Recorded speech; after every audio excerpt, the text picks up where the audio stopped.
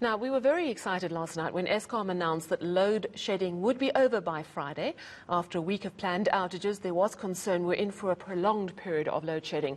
But now the news that certain areas are experiencing load reduction tonight. It started at 5 p.m. It's due to continue until 10 o'clock tonight.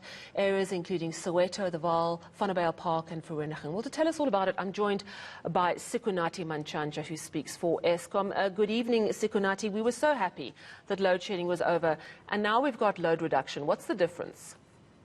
Sally, good evening. Thank you for the question. Let's start with load shedding. This is when Eskom does not have enough capacity, generation capacity, to supply the whole country. Everybody gets affected like we have for the past 6 days.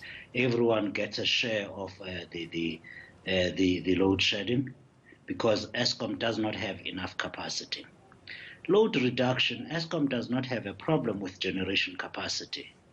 We have introduced this program starting in May because particularly in the high density residential areas of Gauteng, we've got serious problems of illegal connections and meter tampering, which then allow people to abuse the electricity and overload the system, particularly the illegal connections.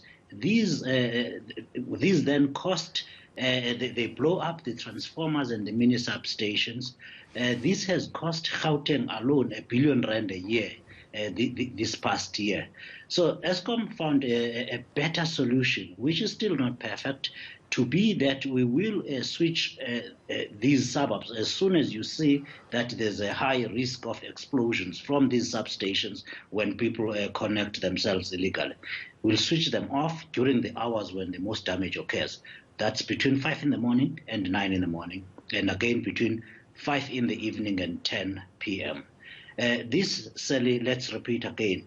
We are using the term load reduction to just differentiate the reason we are switching off electricity there. It is to protect Eskom's infrastructure. It is to protect the communities in which these substations, those green boxes at the top of the pole, and those big ugly boxes on the side of the road. I see. So this is actually to prevent a very potentially serious problem with illegal connections coming on stream. They're actually overburdening the system and could cause an explosion, you say, in fact. They cause explosions in people's yards where these transformers are, and at times they damage property and are a threat to life. So Eskom has got the responsibility to protect, one, its own infrastructure and itself, and two, the host communities.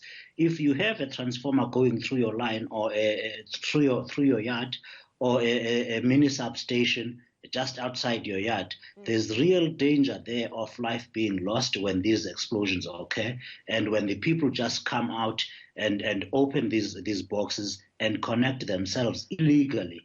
It is a crime to actually interfere with Eskom's infrastructure, and we do this to try and limit the danger and to limit, of course, the losses to Eskom. No, fair enough. But Sikonathi, it's not actually solving the problem, because surely, you're turning off the power so that the illegal connections, well, they're not getting power, but neither is anyone else. But surely as soon as you turn back power, the illegal connections come on stream again. Sally, that's absolutely correct. That is the thing. They come right on again, but the most danger occurs when people are really, really cold, which unfortunately, let's repeat this, every solution that we have considered has got a million problems. This affects, unfortunately, the loyal and honest customers who pay for their electricity, but their neighbors who refuse or who are just stealing the electricity, they do it. The unfortunate situation is, correctly like you put it, they will come right back on as soon as we connect again. We are doing things in addition to just that. We go to the communities and audit households and check who has connected themselves illegally, and we remove these illegal connections. If we found in your household that you have tampered with infrastructure, we disconnect you totally and issue a fine. But Sally, exactly like you have just said, people go right back as soon as Eskom teams leave. And we have heard, of course, the unfortunate situation of Eskom teams being attacked when they go and remove these illegal connections. So just to reiterate very quickly, am I correct that it's areas of Soweto, the Vaal, Vanderbijl Park and Vereeniging, only those areas and parts of those areas, no other areas?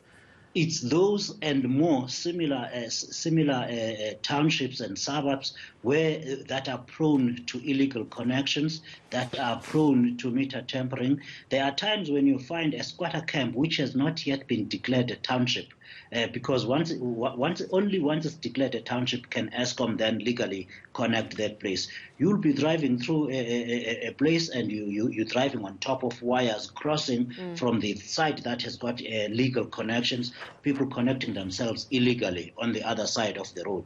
So all the high residential areas, this program started in Gauteng. I must tell you that 3 weeks ago, KwaZulu-Natal also adopted this. And for the first time today, in Mpumalanga, some municipalities or areas of Eskom have adopted this because it is the best solution so far. We have reduced the destruction of infrastructure and the costs in Gauteng since we implemented this program by about 60%. That tells you that's a potential saving of 600 million rand. So obviously it's reducing the real danger of the overloaded system. Isn't it also a little bit of a punishment? And will it not force people who do pay their electricity to go to their neighbours and say, someone who's perhaps illegally connected, stop it? Do you think it's going to work? Sally, we are doing everything we can. Eskom is the first to admit that this is not perfect, particularly as it also inconveniences the honest customers.